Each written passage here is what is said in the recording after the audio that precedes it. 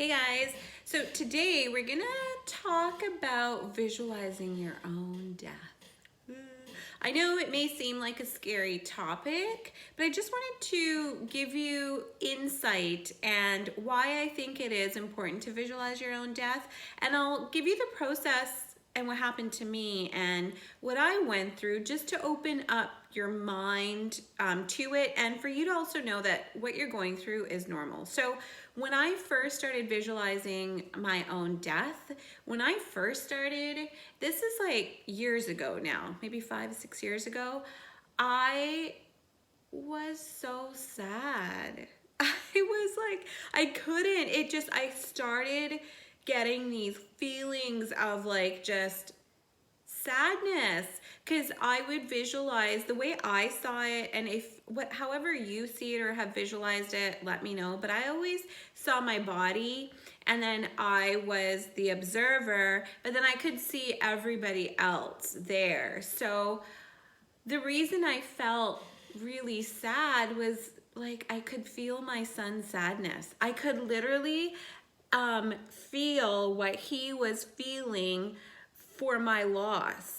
And that carried on for a long time, actually, until I got really comfortable with just visualizing it. And I started in my visions just sending Armand, my son, a lot of love in my visions. And I sent that love somehow. I don't know how, but there was healing in all of that for me too, in order to become more comfortable and get out of that feeling of fear of my own death. I wasn't really fearful, although at first you might be fearful, but just that like grieving and that sense of loss and feeling what my son would be feeling. So that was kind of the initial. You may feel fear too when you first start visualizing it, because who wants to visualize their own death? No one, right?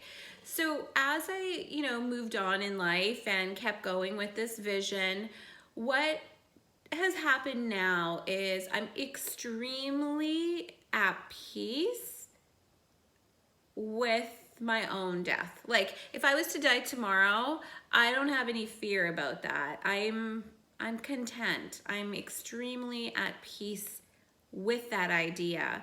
Now, I think one of the best things that it did for me though was I got to speak to my child about death and dying. So we recently in the heat wave lost a pet, a family pet, and my son was devastated, like devastated, and he was going through all of the processes that we do of grief, and when you lose something, someone.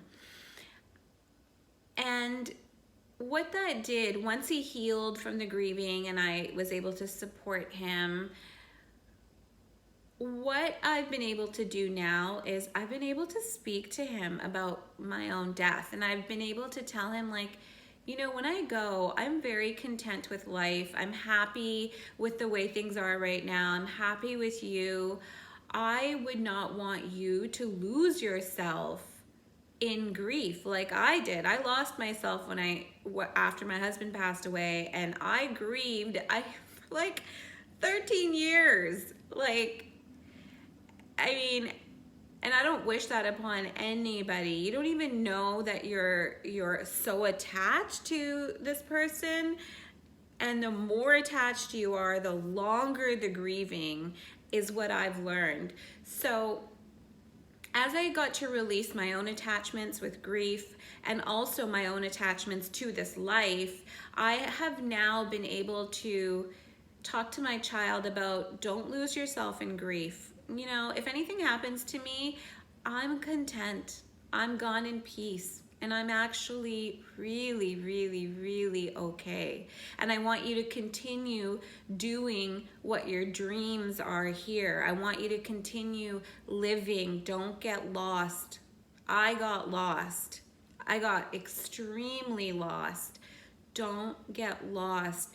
Be strong. I'm there. My body may not be there, but I'll be there. And this is literally I'm healing him already. I'm giving him this wisdom in case anything happens. I mean, I don't expect to.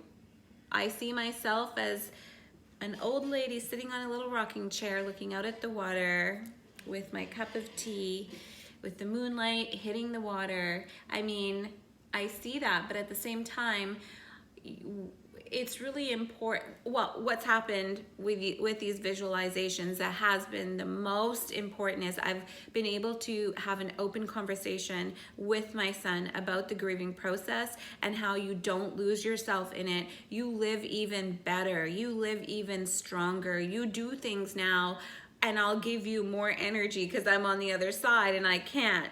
And I can utilize that.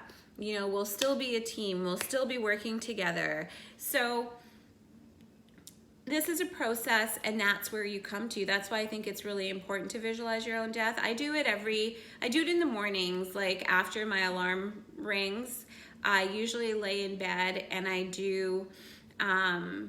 usually will do a visualization of my day and just really do some sun visualizations, some moon visualizations. Then I visualize my own death, and it just makes me really grateful for what I have. I give extreme gratitude with what I've got, and it's also taught me to understand how precious this life right now is. So do something good with it. Make it your own. Live your life with purpose.